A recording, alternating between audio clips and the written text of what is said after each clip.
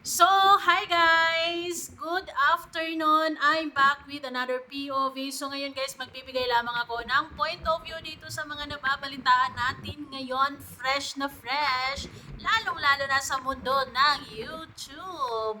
And this is real. Yes, totoo po. Beyonce has her own YouTube channel and it's Beyonce Official.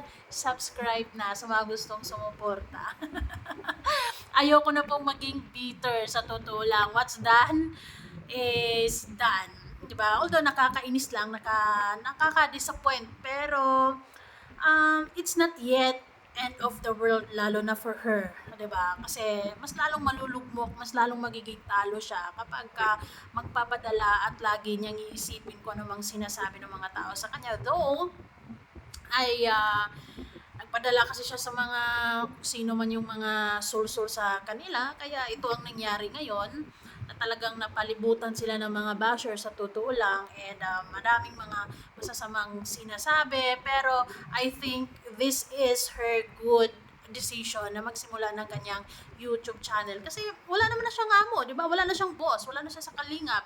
And depende na lang yan. Mag-usap-usap na lang sila with Doc Love. Siguro naman, hindi rin naman niya manager si Doc. So, talagang magparehas lang sila ng grupo ngayon, Team Guapa. Pero it doesn't mean na kontrolado siya or kontrolado siya ni Doc sa kung ano mang mga gusto niyang gawin sa buhay, lalong-lalo na sa social media. So, she is free 100%, 'di ba? Kahit anong gagawin niya sa TikTok, sa FB, or sa YT, wala nang pakialam ang Kalinga or lalong-lalo na si Kalinga Prab. So, ayun, para sa akin, okay, 'di ba? Sigurado naman na talagang marami agad magsa-subscribe diyan kasi mainit pa ang mga nangyayari ngayon. And sana talagang mapaninindigan niya yung kanyang YouTube channel, at ang ano lang naman sa pagiging YouTuber is regardless kung anong mga nangyayari ngayon, kasi alam nyo yung ingay ngayon, yung mga issues ngayon, huhupa din naman to, di ba? Makakalimutan dito ng mga tao, or I mean, mawawalan din tayo ng gana sa kakaulit-ulit ng mga nangyayari ngayon. Kasi it's ano talaga nakakainis naman talaga kung iisipin. Pero sana hindi rin tayo magpapadala ng inis galit, kasi tayo lang din ang talo, kasi tingnan nyo sila. Tuloy ang buhay. So tayo, tuloy dapat ang buhay, and kalmahan lang natin and just go with the flow. Ngayon, ang gagawin ni Biancy dyan is, kailangan lang niyang sipagan sa pag-upload, sa pagla-live, kasi yun naman ang magiging puhunan mo bilang isang content creator, is yung bigyan mo kami ng mga magagandang contents. Chifa. Contents lang talaga ang kailangan. Just like with Kalinga Prab. So, kaya ginagandahan at pinag-isipan talaga niya ng mabuti ang kanyang mga contents, kasi yun yung inaabangan ng tao sa kanya.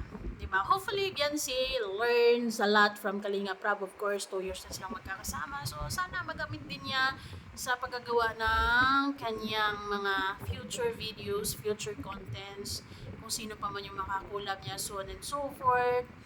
Basta kung maging active lang siya dyan, ay siguradong magiging successful ang kanyang pag-YouTube. Basta hindi lang siya tatamarin, go lang, tuloy ang buhay, di ba? So, ayun, sa mga nangyayari kasi sa totoo lang, madami talagang galit pa, madami pang naiinis, madami pang, pero naiisip ko din, isa ako sa mga naiinis, isa ako sa mga na-disappoint, isa ako sa mga di ba? Pero naisip ko din, kung si Kuya Val nakapag-sorry, na kung si Kalinga Prab naging mahinahon pa rin, at syempre si Kalinga Pido. So sana ay kalmahan na lang din natin. Pero syempre, sa mga kanya-kanya tayo ng nararamdaman You are entitled with your own opinion naman, kasi may sarili kang isip, may sarili kang nararamdaman dyan, so be it, di ba? So, ang mga taong katulad ni Kalinga Pido na sana ay tama na, pakiusap niya ay katahimikan, well, that's only lang, pakiusap, pero pwedeng sundin, pwedeng hindi. Pero hindi lahat talaga mapag-iusapan, lalo na sa mga nangyayari ngayon, dahil talaga kapag iisipin mo, hindi mo maiwasan na talagang mainis.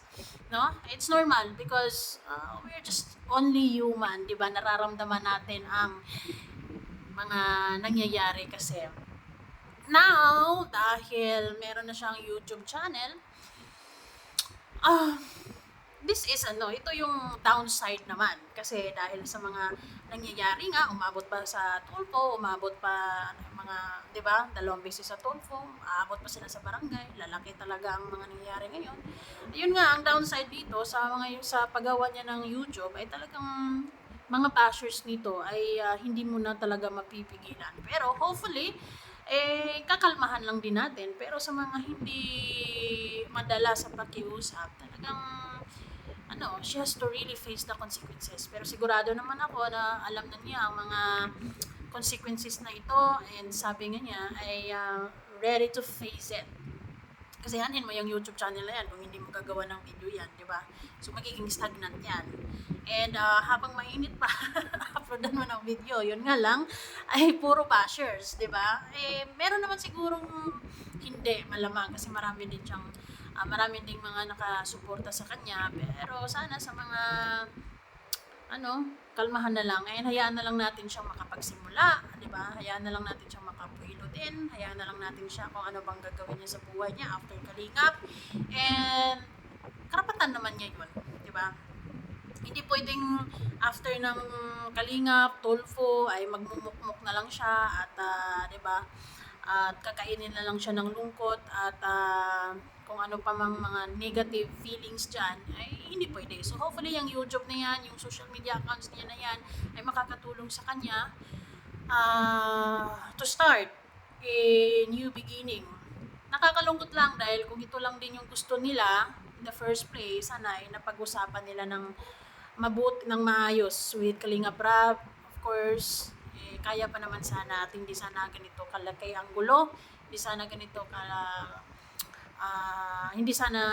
kagalit yung mga tao, because lalong-lalo na sa mga NC fans na talagang yung nasa gitna lang, di ba? But in time, okay din yan. Di ba? In time ay people will realize and kakalma din yan, di ba? Hindi naman habang buhay talaga yan na galit na galit. Although hindi talaga makakalimutan dahil sobra naman kasi. Di ba? Pero sa nangyayari kasi, dito mo malalaman, kung ako din si Kuya Val, si Kalinga Prab, dito mo malalaman kung gaano kalakas yung impact mo sa mga tao, because even hindi na sila magsasalita, ang mga tao na mismo ay nagtatanggol sa kanila, because yung mga tao, yung mga viewers na mismo ang magtatanggol, kasi sila yung nakakakita ng ginagawa ng Kalingap, diba? Kung anong impact ng Kalingap sa mga tao, sa mga viewers, lalong-lalo na sa mga pamilyang talagang natulungan nila, at yun ay hindi talaga yun mawawala, diba? So yes, Yanzay, keep going, diba? And upload ka lang ng upload sa kung ano mga gusto mong mga contents dyan. So, go girl! Diba? And sana ay maging matatag ka lang. Diba? Maging matatag ka lang sa bawat laban. Kasi hindi pa nga tapos yung mga laban actually. Nakakasad lang dahil humantong ka sa ganitong sitwasyon, pero yun na ngayon you have to really face the consequences, bashers, and kung ano pang mga kaguluhan dyan, kung ano pang mga kasukasuhan dyan, di ba? So yun, basta keep going and stay strong and focus lang sa kung ano man ang pinaglalaban mo. Yes, and syempre yung mga tao naman, kami namang mga manonood ay magre-react lang kami base na rin sa kung ano mang naririnig at nakikita namin. If it's good, okay. If it's bad, then it's bad. So yeah guys, anong masasabi nyo ngayong meron na siyang YouTube channel?